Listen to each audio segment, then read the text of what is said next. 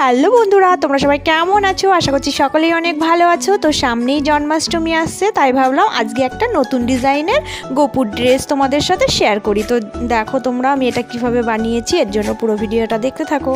তো ফার্স্টেই দেখো এই রকম লম্বা একটা টুকরো মানে নিচের ঘেরের জন্য কেটে নেব। তো দেখো এটা আমার লম্বাই যতটা আছে আমি ততটাই কেটে রাখছি, কারণ কুচিটা একটু বেশি দেব, তো এই জন্যই আমি এটা আগে ফার্স্ট কেটে নিলাম।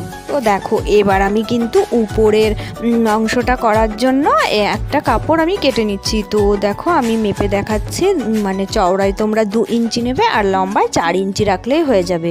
তো এটা দুটো পার্ট কাটতে হবে, তো এটা জয়েন্টে আছে বলে আমি একটাতেই কেটে নিচ্ছি, মানে কাপড়টা 2 টুকরো করে ভাঁজ দিয়েছি। দেখো 2 ভাঁজ করে রেখে এবার আমি মাপ করে সোজা 4 কোণা বক্স করে এটা কেটে নেব। এবার দেখো তোমাদের আমি সহজ পদ্ধতিটাই দেখাচ্ছি। উপরের অংশটা কিন্তু গলার দিকটা মানে তোমরা ভি শেপে কাটবে। তো দেখো আমি কিভাবে কাটছি, 2 ভাঁজ করেও কাটতে পারো, আবার সোজাসুজি রেখেও ভি মতো চিহ্ন আঁকবে, এঁকে জাস্ট কেটে দেবে। তো এবার আমি নিচের ঘেরের নিচের দিকটাতে একটু কুচি দেবো বলে লম্বায় এই সিটটা থেকে আমি সরু 2 ইঞ্চি করে কাপড় মানে ছেড়ে রেখে লম্বায় যতটা ছিল আমি কেটে নিয়েছি। মোটামুটি তোমরা ডবল রাখবে তাহলেই হয়ে যাবে।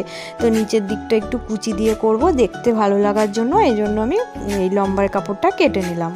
তো এবার কিন্তু মানে 3টে আমাকে ফিতে করতে হবে। আমার এই ড্রেসটা বানাতে 3টে ফিতে লাগবে, 2টো ছোট ছোট কাঁধের দিকে ফিতে 2টো দেওয়ার জন্য, আর একটা মিডিলে ফিতে দেওয়ার জন্য লম্বায় একটু বড় করে ফিতে রাখবো। তো এই জন্য আমি 3 টুকরো কাপড় লম্বালম্বিভাবে কেটে নিয়েছি।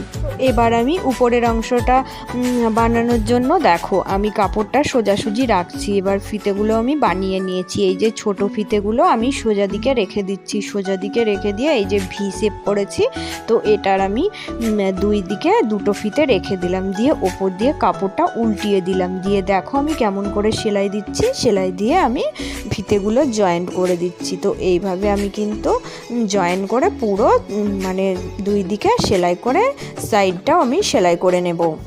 তো এবার আমি কিন্তু এই যে কাপড়টা উল্টিয়ে তোমাদের দেখাচ্ছি, তো এটা কিন্তু উপরের অংশ আমার বেরিয়ে গেল। এইবার আমি কি করব, 2 সাইডে আমি কিন্তু লেস বসিয়ে দেব একটু দেখতে সুন্দর লাগানোর জন্য। তো দেখো এই লেসগুলো আমার কাছে ছিল, এই লেসগুলো আমি 2 সাইড দিয়ে মানে জুড়ে দিচ্ছি। তো দেখো এবার কেমন করে দেওয়া হলো।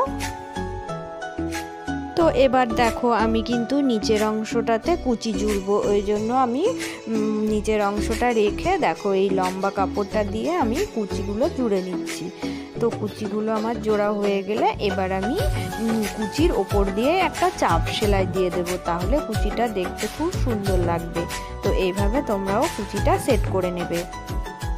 এবার দেখো এই নিচের ঘেরের অংশটায় আমার আরেকটা কাজ আছে। এই যে এইটা আমি উপরের দিকটা একটু দুমড়িয়ে আমি সোজা একটা চাপ সেলাই দিয়ে দেব, একটু মানে জায়গা রাখবো যাতে আমি ফিতে যেটা করেছিলাম সেই ফিতেটা এর ভিতর দিয়ে পাস করাতে পারি। তো এইভাবে আমি নিচের এই যে উপরের অংশটুকু জুড়ে দিলাম।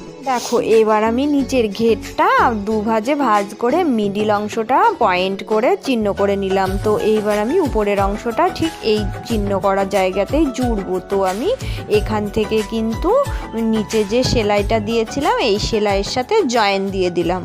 তো এটা জয়েন দেওয়ার পরে দেখো উপরের আমি এটা দেখাচ্ছি, মানে উপরের অংশটাও আমি শুধু একটা চাপ সেলাই দিয়ে দেব, দিয়ে এটাও একটা জয়েন করে এটা সেট করে দেব।